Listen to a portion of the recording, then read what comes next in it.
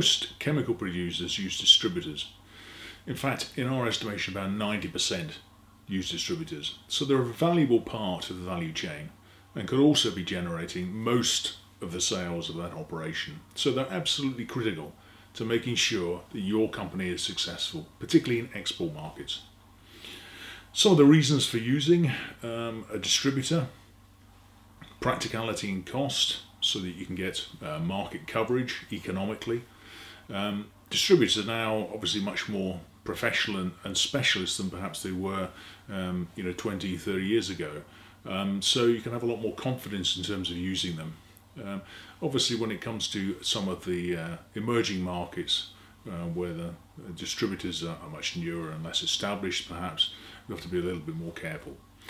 They're usually mainly for small lot orders where it's not practical to actually distribute to those smaller companies directly yourselves, and also for new market entry where it's quicker and there's less cost involved in terms of entering that market.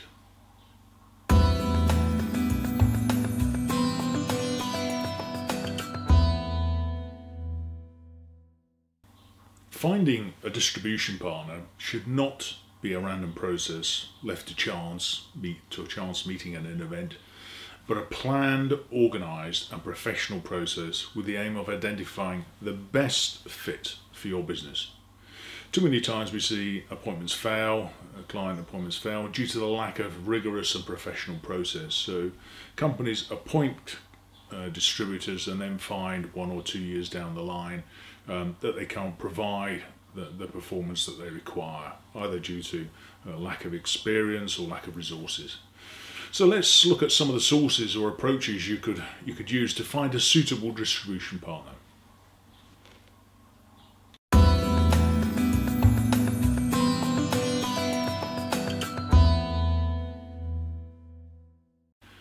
Some of the possible sources for finding a distribution partner are obviously things like exhibitions. A very popular way of trying to establish contact.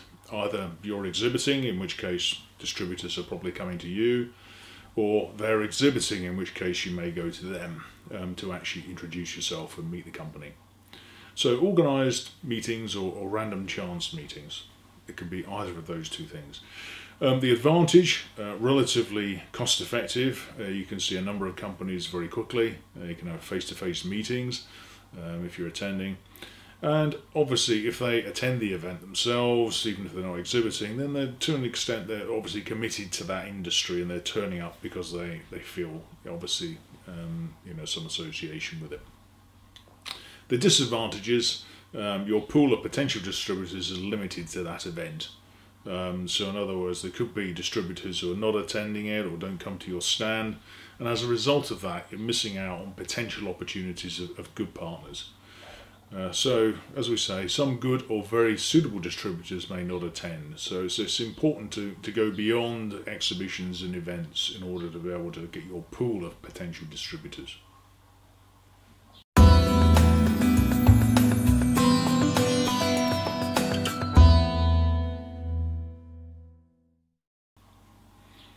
Another potential way of establishing or finding distributors is through online portals or directories even.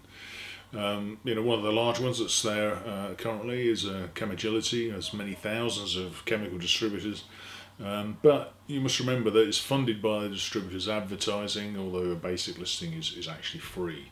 And the information that's been placed onto the portals quite often is information that the distributors have put on directly themselves. There may be some editing and screening of information, but largely the information is provided by the actual distribution companies. So the advantages of that, relatively cost effective. You can obviously look at it from your office or home. You can look through the lists. There's some useful information, but usually there's not a lot of background that they can actually use. But it's a good start point to start to develop a list of potential companies. Disadvantage is, as with exhibitions, is some distributors are not listed, although in some of the sites they cover most of the market. Also, the information on the site needs double checked, as I said before. How up to date is the information? and their presence on the site is no guarantee of their suitability. So of course there's a long way to go before you decide to appoint somebody from those particular sources. But they are a good opportunity really to build an initial long list of potential companies that you could approach.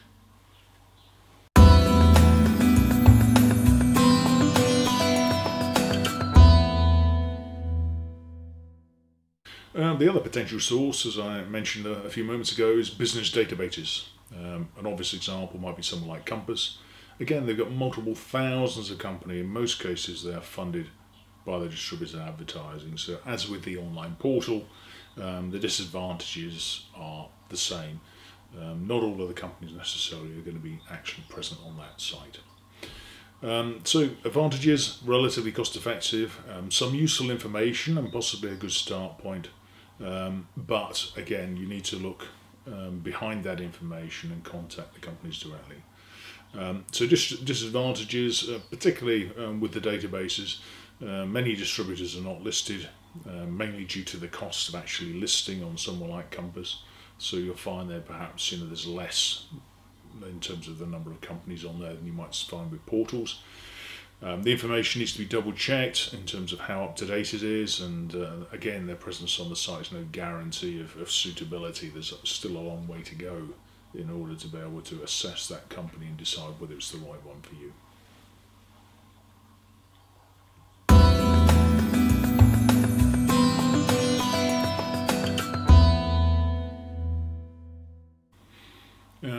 Another potential source of companies is obviously from your own networking. So the opportunity for you use industry contacts who maybe are familiar with other companies within the industry who may be suitable. So you can contact companies that are non-conflicting or non-competitive with yourselves, and try and identify companies that have the right amount of skills and experience that you may be able to use. So networking, I would say again, a very useful tool. Obviously very much dependent upon how wide your network is, and obviously to an extent how reliable those contacts might be. But again, it helps to add some additional companies in, particularly if they've been used by other companies and they're reliable. So again, a good potential source of information.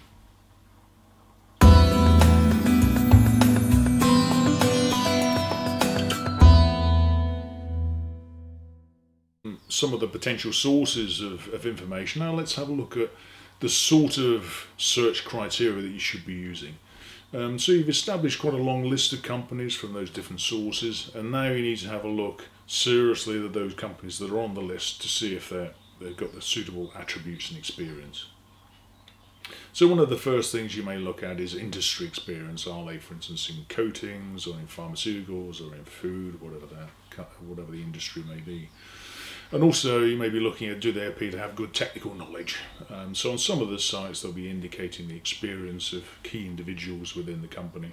As a result of that, you may have some good indications really of whether they will be of the right technical knowledge with your particular type of product. Also the existing product portfolio that the chemical distributor has.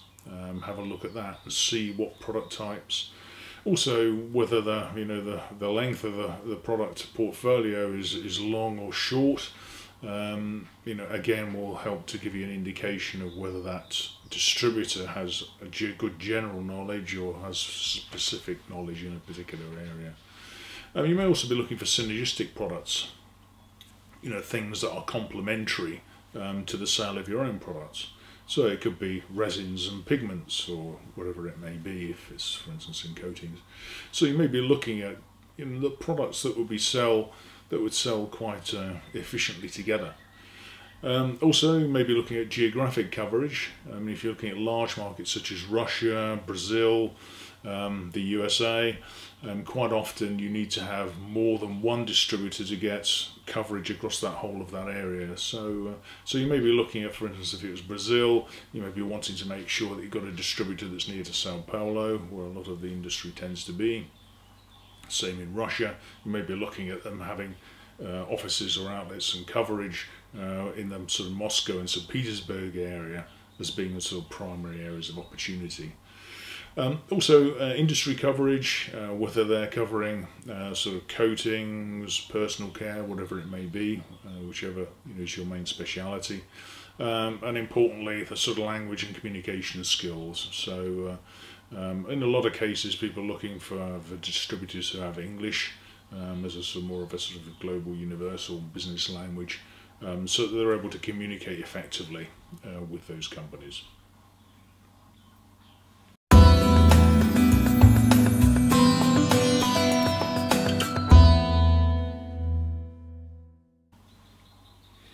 So you've got your list of companies, you've got some criteria, and one other thing to now is to consider, are they the right fit for you and for them? So this is where you may be looking, for instance at whether it's a large group that you may be operating with that's got multiple offices in different countries, or you may be looking at a smaller family type operation, which is more suitable for your type of product.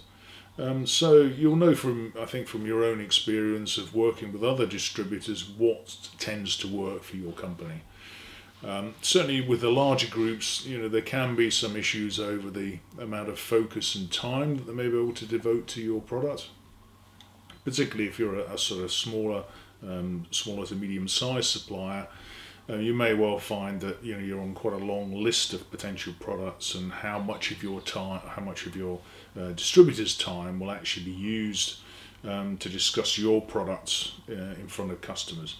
So be aware of that. I mean, it's not always the case with the larger groups, but I think we need to look at the practicalities and whether you feel that they're going to have the time and resources to devote to your product. And also looking at whether they're specialised in a particular area. So you may well be looking at a distributor that's a specialist, let's say in adhesives or in paints or in inks, whatever that may be. You may well be saying, right, okay, we really need a specialist who has an immediate access to our market area, and you're able to push those products down that pipeline very quickly. Also, what we always sort of factor into projects when we're working with clients is the sort of personal chemistry. When you're on the telephone or at a meeting, do you actually get on? Do you speak, in business terms, the same language? Are you able to sort of communicate effectively with them is also important. And particularly important is the level of interest in your product and how they actually see it fitting within their portfolio, and letting them explain that to you so that you'll be able to confirm whether that sounds reasonable.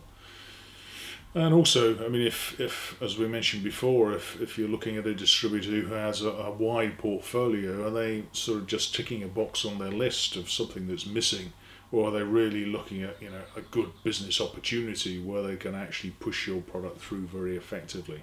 So you need to have a look at the sort of practical situation within those particular distributors and whether it fits with your own company.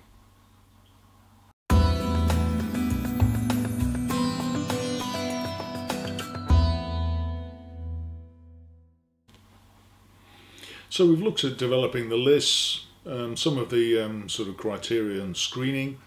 Lastly, and most importantly, you need to check them out. So in other words, you need to have telephone meetings, face-to-face meetings. You need to look at their premises in terms of what are they actually able to provide the resources that they indicate. And also, in order to do the right due diligence, you need to have a look at some references from the existing principals, and also identify whether they've got specific contracts with those companies or not. Quite often you can see on a website products listed from different companies where they don't actually have agreements, exclusivity or other agreements with those companies. So you have to double check that. Also looking at existing customer examples, so get the company to provide you with some existing customers who you can approach to look at the service they provide. And also, where possible, try and get some financial background on the company to make sure there's no issues in the background. Certainly over the last few years in particular markets such as printing, we've seen certainly in some European markets just some distributors get into financial difficulties. So we need to be again, pretty pragmatic in terms of which type of companies we're looking at and looking at the financial position. Just in summary, making the right choice is vital, both for you and for them. So the process needs to be more than a chance meeting at an exhibition. You really need to look at the background, look at the criteria, make sure there's the right match. And hopefully if you go through that process and you put the amount of time in that's required and use a sort of professional approach, you'll end up with a distributor you can be using in 5, 10 or even 20 years' time.